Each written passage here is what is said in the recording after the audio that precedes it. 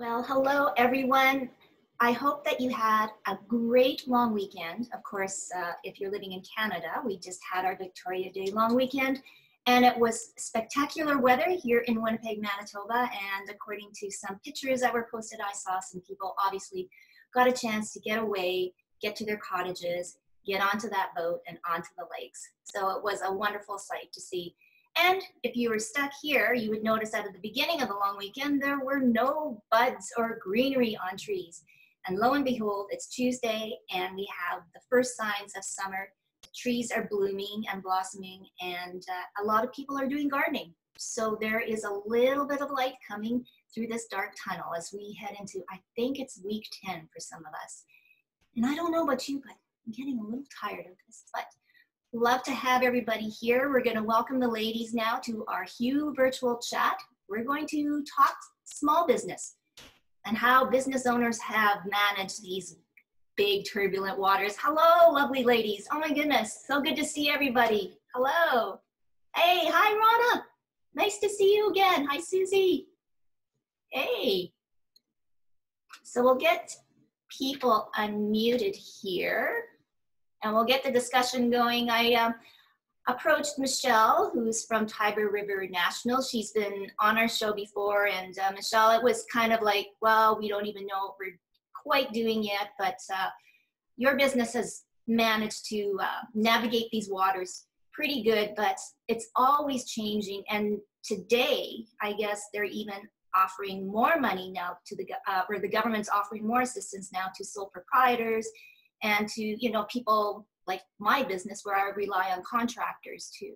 So I guess my question is for all of these ladies and as entrepreneurs and smart business women, is the government doing enough, or what more could be done now that we're kind of in this all together? So I'm going to go with Michelle. How are you doing? Oh, just have to unmute. I'm doing well, thank you. Had a great long weekend. Yes. Can you hear me? Okay. Doesn't it go figure that we have like the best long weekend weather in I don't know how many years? Right? It's never like this. It's never. It's always cold, rainy. It was beautiful. Yeah, yeah. It was very timely. I walked into my office this morning, and what was on my desk is this business support toolkit from the MLA in the area, Scott Johnstone. So it's super interesting. There was a whole package, really beautifully done, actually. I don't know how many pages this is. I haven't had a chance to look at it thoroughly, but I was very impressed with this. I actually think the government has been doing a lot. I don't know how much more they can. I think they've been very creative in supporting different kinds of businesses. Personally, we've only been able to take advantage of two programs. The 10% wage subsidy and the student, they're covering up to $7 because it depends on sales. Even though our revenue has dropped significantly for our retail locations, we've pivoted and we're doing hand sanitizer and then our online sales. So overall, there hasn't been a significant enough increase, even though, you know, there's rent and things like that. So, but I do know a lot of other businesses who have had been very lucky to take advantage of the program. So I think they're doing a lot. And I know the loan program we were considering, but for us, it's kind of risky because we don't really want to take any more debt at this time either. So no, and yeah, we'll get a conversation about debt too, and what is going to become of everything once, you know, we're out of the clear. There's going to be a huge debt. But I know that Michelle brought in some of your friends. So do you want to introduce them and then we'll say hi?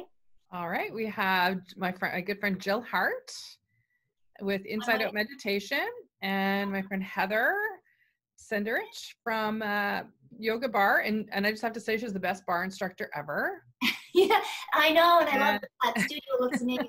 Yeah, next time I'll have you like do a little workout with us or something. Heather. Right. Love it. And Rishona Hyman from Aqua Essence, and I see a couple other friends on here. Hi, Susie. And Rana, who was on last time. So yeah. And I want to introduce Ali, right? Ali giveaway. Yes. So thank you for joining us too, Ali. Okay, so let's start with Inside Out Unlimited. I just like the name. Jill, Inside out meditation. tell us a little bit about your business, and then how, your personal story and how you've been doing.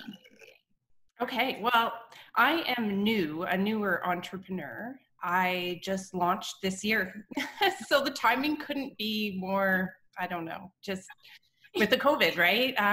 Because I was looking for a brick and mortar space, and I was, thank goodness, didn't quite secure one. So I started working my business, which is meditation coaching and training. And my dream was to have a studio where everybody could come, just drop in, secular, and just as a yoga studio. So they could just drop in and connect within, and didn't have to have anything planned, just sign up for a class, come in and bang it off.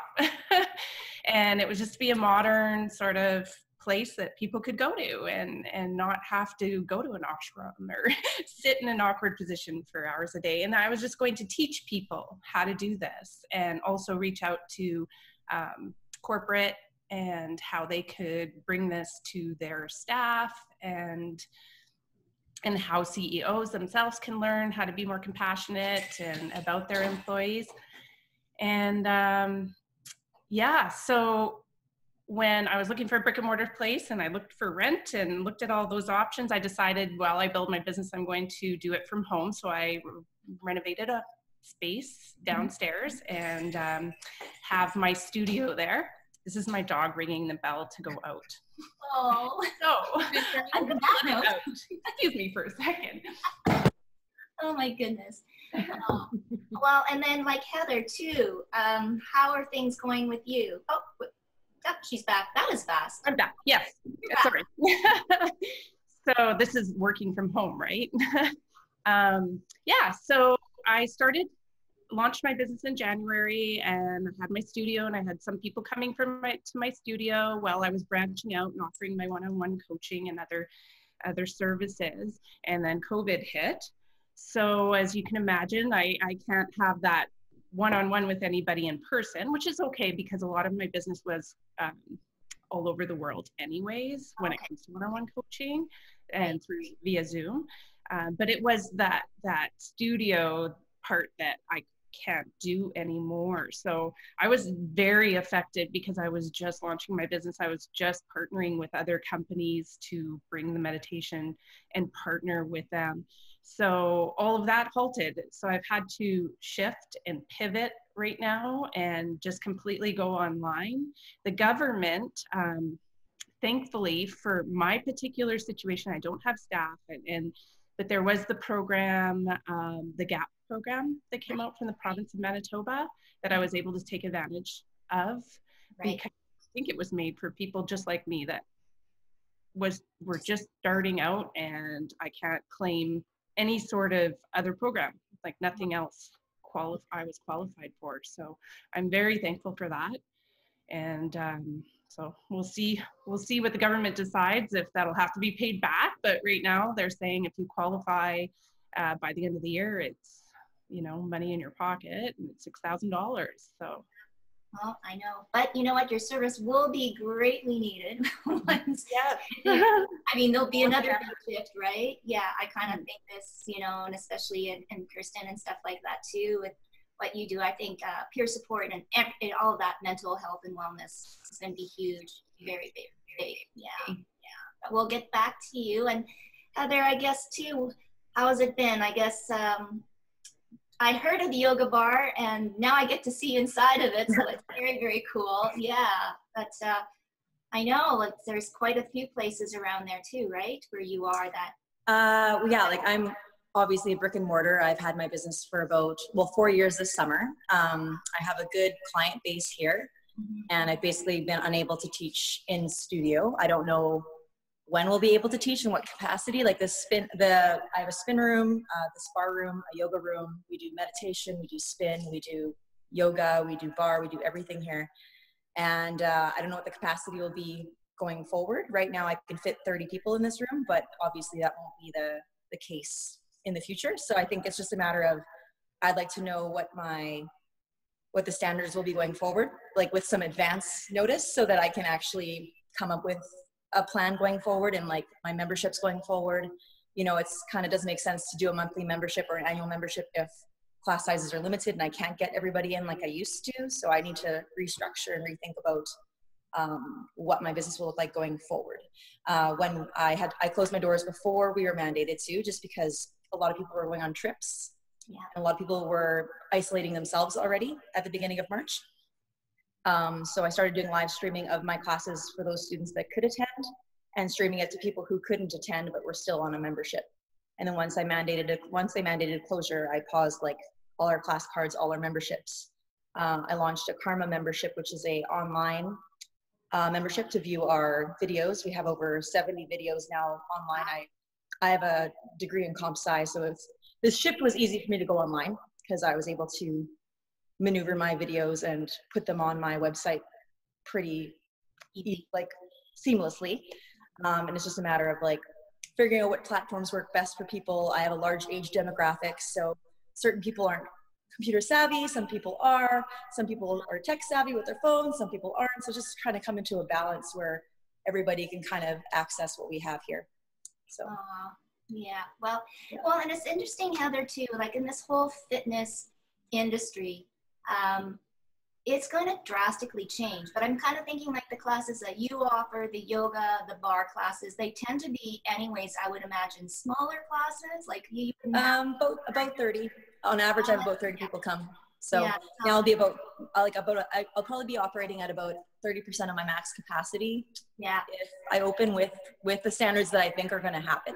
So it's just a matter of like how I can make that work and still pay my rent here and the utilities. And I can teach everything myself, but that being said, I don't want to teach like 8 classes a day.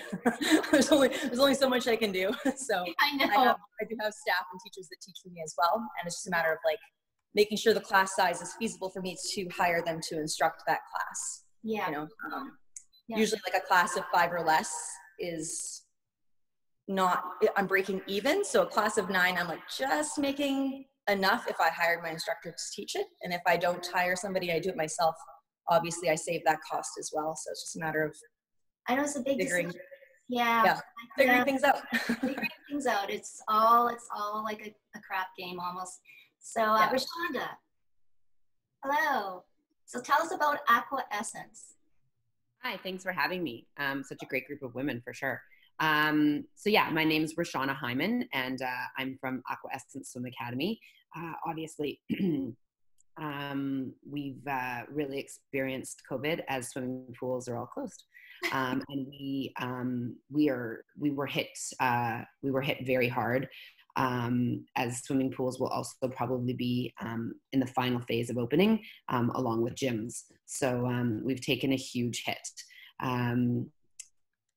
So we've had to pivot our business to the best that we could.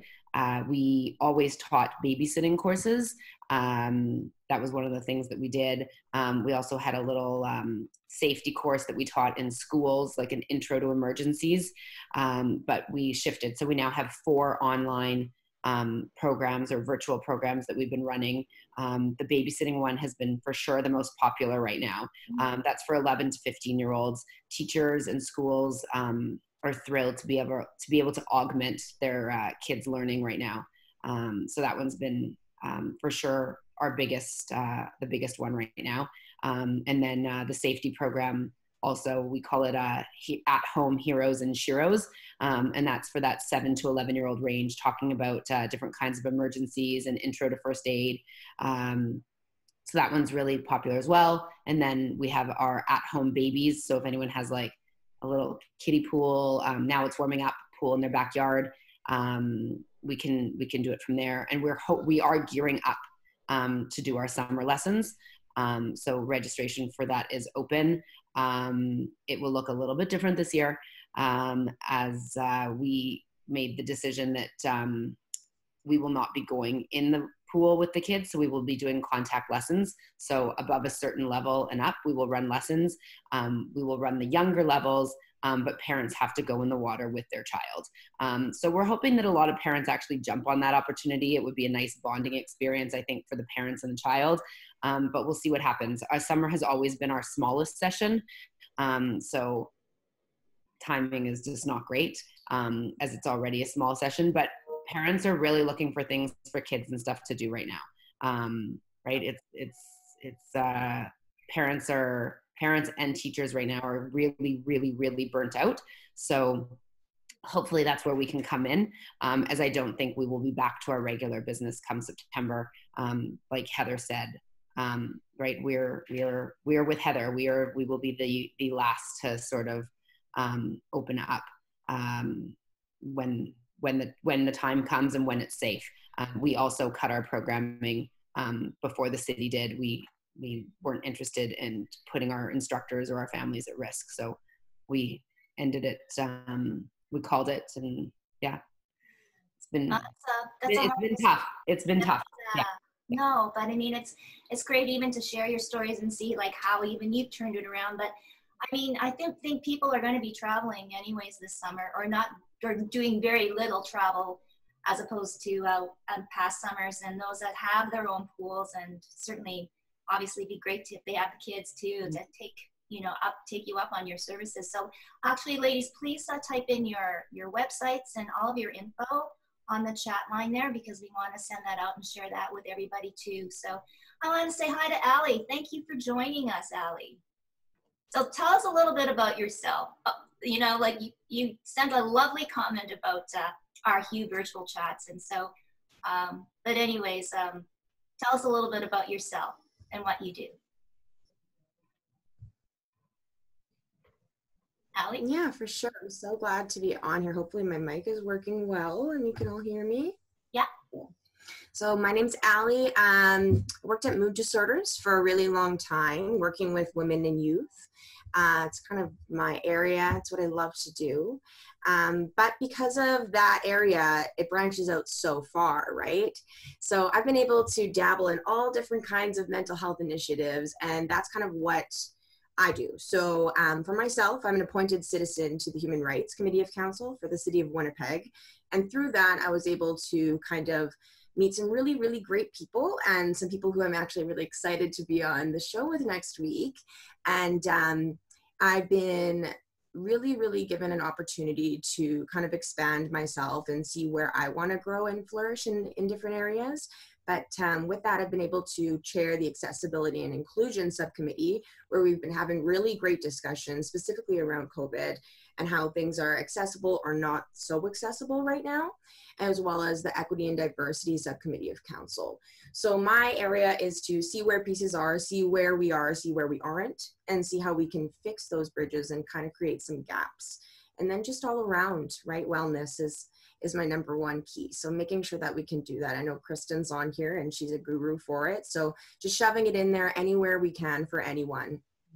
Yeah, no, and it's support, even to support like these ladies here that are entrepreneurs and small business people, it's so important, right, to have those kind of support groups. So I'm going to say hi to Rana. Rana, it's been a while and you're back to business and back at the shop and working. Yeah, but somewhat, it's kind of a, you can go all you want, but if business is not running, it's not running. But I'm super blessed. I don't really have, major complaints. I think that just in terms of government, I think the province has done exactly what they could do. I think the feds have done more than enough also. I think that the challenge for me, just kind of knowing how all the cogs move, I think that there's only so much government can do. Mm-hmm. Only so much government can do. And as entrepreneurs, nobody ever plans for a pandemic. We don't have, emergency plans in place. And maybe that's a plan for the future. But just in terms of, can the government do more? No, I think that they have a responsibility, and it's a really selfish responsibility. I'm just gonna put that on the table. I think it's more to keep the economy going rather than, saving business, quote unquote. I think that we have to be really realistic about that.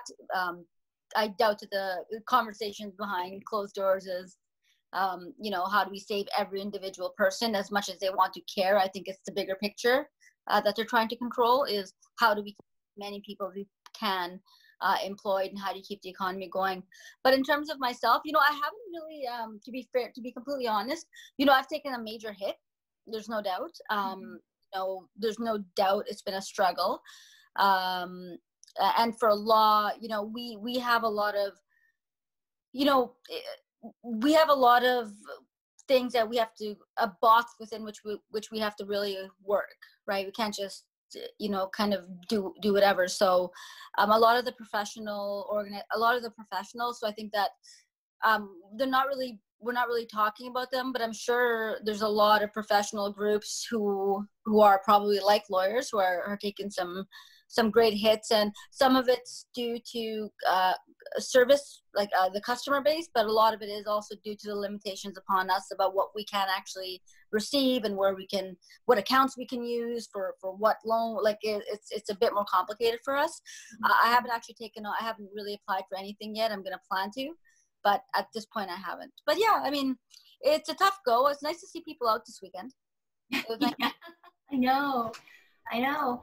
So Susie, I'm like listening to all of these stories now, and I think is that going to be kind of like the new way of business, is being able to fluctuate, able to move with however shift is going, instead of being like so straight and narrow. I think that what we've seen is that there were a lot of ways that businesses could have been serving customers to meet their needs before that they just weren't doing. So, when you think about,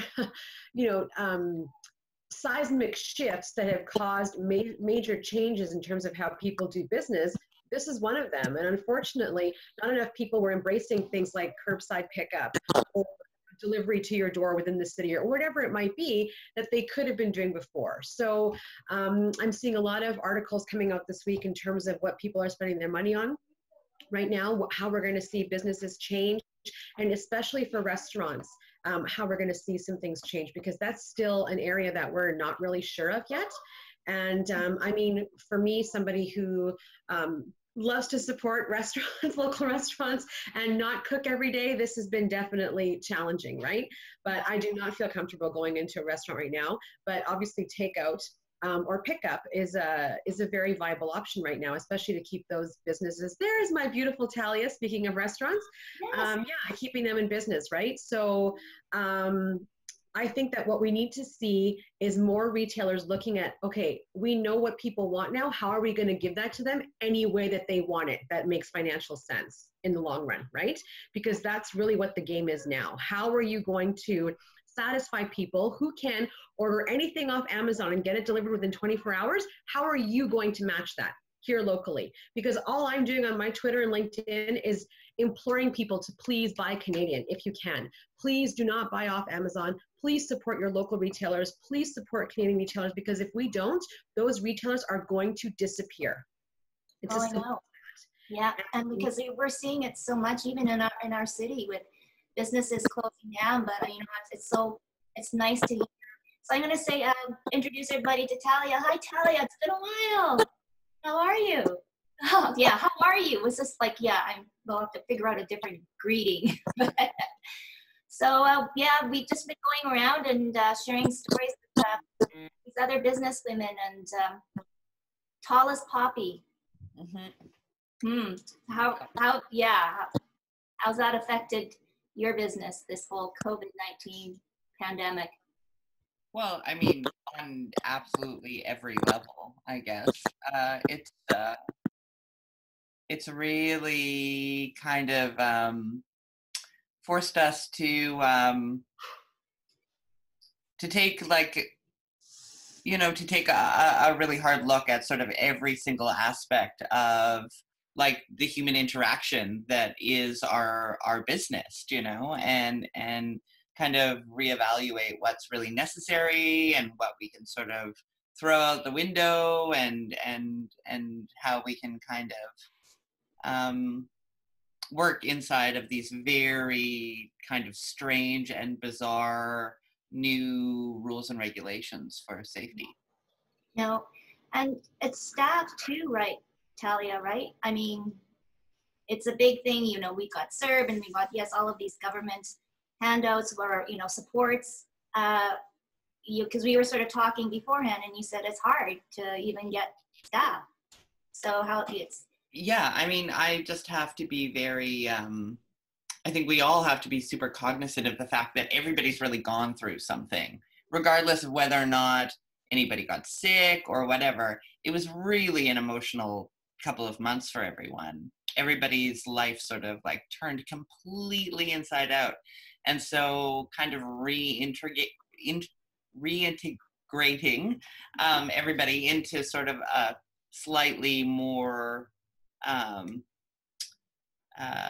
well, just reintegrating people into a work environment at all, it can be really, really stressful. People have been in their houses for 2 months. All of a sudden, bringing them out into the world is just, it's, people are really frightened, you know, they're really stressed out, and it's quite emotional. So I'm trying to be very just aware and really check in with people a lot about sort of what their limits are and what they can do. Also, it's just like a matter of stamina, you know. It's very funny. Like, I used to work 60 hours a week. It was nothing, you know. Now, like, I do a bank transfer and I'm exhausted, you know. Like, it's crazy, you know. I like make myself lunch and I'm just like a broken wreck of a girl. It's just like, it's very strange. So like building up that stamina again is pretty, it's going to be a little bit of a process, you know. You don't run out the door and all of a sudden run a marathon, you know. You have to train for it a little bit. So No, I know that's so true. So like, I'm gonna switch it up then to Kirsten. And it's kind of crazy. Like I'm going stir crazy, but I'm, you know, I'm like Talia. I'm not gonna run out my front door and go crazy either. So there is a kind of a mental burnout. I see a lot of nodding heads. There's going, yeah. How do we deal with that, or what's the best way? Oh gosh, well, you know, I love that you don't run out the door and do a marathon. I'm going to use that. That's fantastic. And it's easing back into a really, really unusual time for all of us. And the stress that everybody's carrying and the isolation that has been happening hits everybody a little different. So at Robin Priest Live Your Truth, I do parent support and some advocating work. And I do a weekly online parent support group. And, you know, with the weather, things are changing. I do notice a few people are like, I can't make it this week. See you next week when the sun comes out, which is great. Usually when I don't hear from people as much, that means things are well. But I think we have to stay connected, although we're still not physically connected. And we can do that through all sorts of platforms, but also we can do that 6 feet apart now as the weather gets nicer as well. But, you know, it made me think of something when we're talking about people's mental wellness. I have a very dear friend who suddenly lost her husband last summer, and she's working through that. And she just said to me the other day, you know, Kirst, I was doing so good. I felt I was taking steps through my grief, and I was making progress. And then these last 2 months, I've fallen back like 10 steps, and it's really, really hard again. So there's so many stories like that out there where, you know, the isolation, you know, gives you too much time with your thoughts. You get out of routine, you get out of distraction. I really encourage everybody to check on all the people in your circle and just make sure everyone's doing well, and try to stay connected, although we physically can't. We do air hugs. My mom comes to my backyard and I give her an air hug when she leaves. But just try to stay connected. Yeah. So it was kind of reminding me too, Ali, when you're talking about, you know, being an advocate. You know, for most of us, we have a family or whatever, but there are so many people, right, that are isolated. It could be because of the, you know, a disability or anything like that. How can we do something to better their lives, or at least make them not feel so isolated, even though it's kind of I guess Yeah. Open-ended question with not, but yeah. Yeah, no, for sure. Well, for myself, I live with mental illness, right? I live every day with a list of mental illness. So it's about that balancing act for myself. And I've been hit hard too in terms of emotional and, you know, a really low spells over the last little bit. And then some days will be good. And a lot of that has to do with weather, like Kirsten said. And, you know, those days are my good days. But I think for me, what's been really helping me kind of feel like I'm a little bit ahead of the game, a little bit on top of myself and not so lethargic is keeping my routine. And it's really, really hard to do when you know you don't have to do the routine. But I mean, just for myself, getting up and then just brushing my teeth, throwing myself in the shower as soon as I can, just get it over with, throw on a little bit of makeup. I like the way I look. I'm feeling a little bit confident today. Okay, I won't slum around in bed. But even just keeping a little bit of stuff. So every Sunday night before the week ahead for myself, I'll write a list of things that I really want to do, people I really want to see, people I need to connect with, and then people that maybe I should check in on. And that week is kind of my goal week for that week. So I'll set some goals aside, and then I still celebrate those small victories, which is super important in this time. I think we're all our own worst critics as it is in any day, in any time. But I think even more so right now. And a lot of people think kind of it's a competition of who could be more productive, or, you know, we're measuring our productivity. But I think it's very important to understand that you don't have to be productive every day in isolation. You don't have to do a workout every day or wake up at 6 a.m. and do that stuff. You can be on a couch and you can just stay in bed all day too. So really just listening to your body and just, once again, like Kirsten said, connecting with people. It's so important right now. Just sharing stories of what's going on and checking in on people. It really builds that we're in this together and you're not alone. And especially with people who are suffering with mental illness, that is the beauty of peer support, right? Being able to share that you're not alone. I feel that too. And you know what? I'm here and I see you and I support you. Wow. So there's another word that was thrown out and I had to kind of think about it. Self-compassion. Who's like, yeah, so Jill's nodding her head, so she probably have a good idea about that. I had not a clue, but what twigged me when Ali says that we're our own worst critics. So self-compassion, I'll leave it to the expert here. Jill, tell us a little bit. Yeah, I can speak on that. I mean, I know like with meditation, the beauty is you get to slow down your mind. I love teaching self-compassion. Like that is a meditation in of itself. Throwing it at yourself and throwing it out to the world and the people around you, and sort of recognizing that inner critic when it comes up.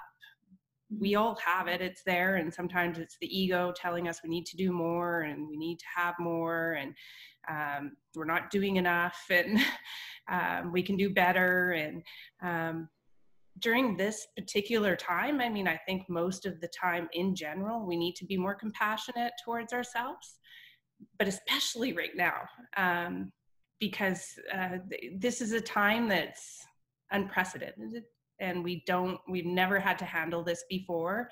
Our lives have been turned upside down, every single one of us, in one way or another. It was mentioned earlier that even if you're not directly affected by it or have known anybody to have COVID, it has changed your life. You're going to the grocery store, your experience is different. It's odd, but not to judge yourself for the experience that you're having. Just to look at yourself and say, it's okay. And to actually compassionately put your hand on your heart and say, it's okay. It's okay to feel this way.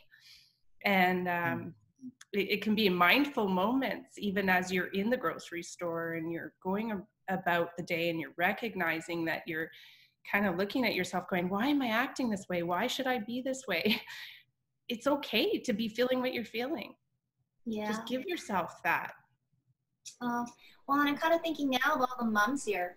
So I think pretty much, yeah, dealing with kids and, you know, yourself, you're going through all this turmoil. How are the kids reacting? And they pick up on everything, right, that you feel. So Michelle, you've got a pretty busy household and you've been full force work, you know, juggling work and everything like that. How have your kids adjusted? So they've been doing really well. Talk about self-compassion. I've been feeling a lot of guilt because I am working and so is my husband. And my girls are fairly self-sufficient. My oldest is 16 and my middle daughter is 12, but my son is 8 and he's super behind on school. And I feel really badly because I can't be there to do the homeschooling like so many other parents are. So I've just had to park that and, you know, not do the best I can and not be hard on myself. But they're actually very well adjusted and very happy. It's quite interesting to see, and they're just content and yeah. So we're hoping that schools go back in September, but already the universities are online. Will it be a shock for your kids, Susie, if there's no school in September? No, because I've been preparing them for that. Okay. I don't sugarcoat things for my kids. Like, I just don't do that. So I give it to them straight so that there's no surprises. And I basically said, like, if it happens, that will be a really nice bonus, but please prepare yourself for it not to happen that way. Because I feel that, you know, the more, I've always talked to my kids very openly and honestly and meeting expectations where they need to be, right? So again, it's about, you know, preparing for, I don't want to say the worst, but preparing for the least happy scenario and then hoping that you might get what you want. But I think that's, you know, telling the kids that, you know, you'll be fine by September, you'll be back and seeing your friends. I don't think that's a healthy thing to tell our kids, especially at this point when we don't really know the answer. Other provinces are telling us that they're done for the calendar year. And I think that that's an unfair carrot to dangle in front of kids who have had everything that they know to be true snatched out from underneath them very quickly. So my daughter, you know, we talked about her and her struggles with just adjusting to all of this. The boys have been better because they're a bit older, but my daughter has been really sad about missing school and really missing her friends. And one of her classmates had a physical distancing birthday party on Friday. So she had a Winnipeg Harvest bin set up in their front yard. They had like beautiful little chalk drawings on the sidewalk and stuff. And it was really, really sweet and precious.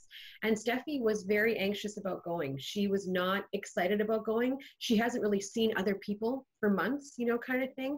And I think we really need to be, I always feel like I'm saying this phrase, but we really need to be really gentle with their hearts and their minds and to cushion them from any further disappointment. And we do that by being real with them, I think. Right. No, there is a lot of angst.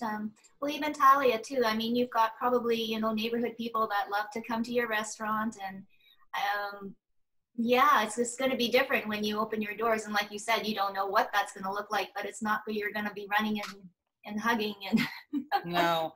And it's so funny, you know, like that is sort of, that like community intimacy is kind of what we've built our business on, you know, that's really what we do. And so now I kind of feel like I run like a, you know, a KFC drive-through window. It's like very, it's very different. So I don't know. I think it's,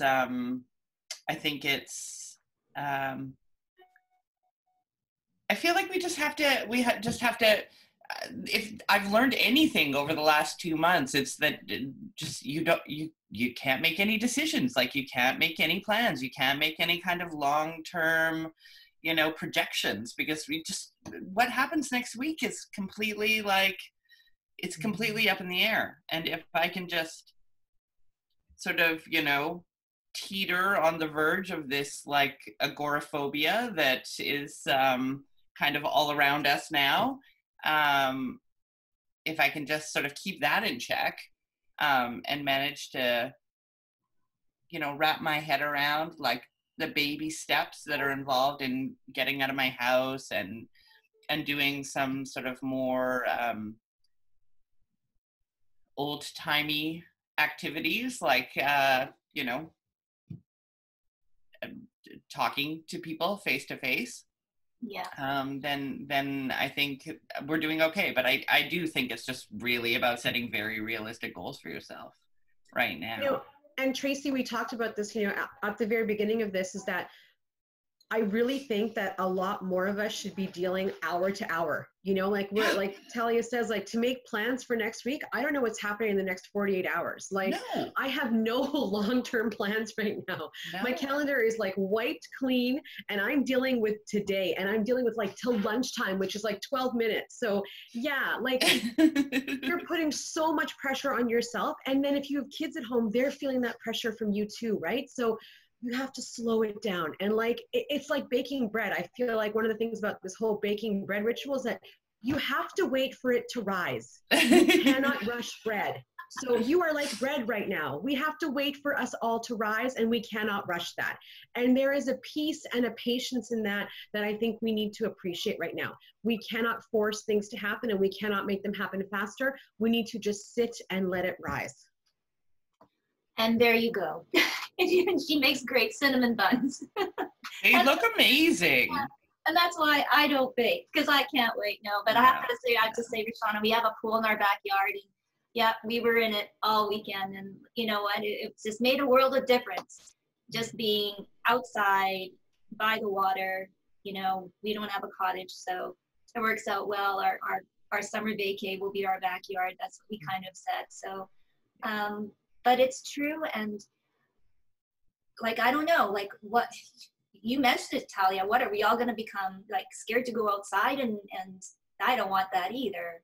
Right. Well, I mean, I went through this thing when everything first got locked down where like personally, like just because my own anxiety and whatever, and there was a lot of confusion as to sort of what was safe and what was okay. Like I went through this thing where I was sort of repeating in my head, like, my house is safe, my house is clean, my house is safe, my house is clean, you know, and kind of like, so at least I had like this bubble of like of a place where I could feel calm, you know. Right. But that turned into this kind of weird thing where like going outside my house became not safe and not clean, you know, and it did, like now I'm having to kind of reorganize those ideas again, you know. Oh, hi, Steffi. Hi, how's it going? Yes, well, you know what? I think that, well, obviously, we'll work our way through this. We'll, you know, come out smiling. We'll visit Talis Poppy again and thank you. Go for a class at Yoga Bar after. Yeah.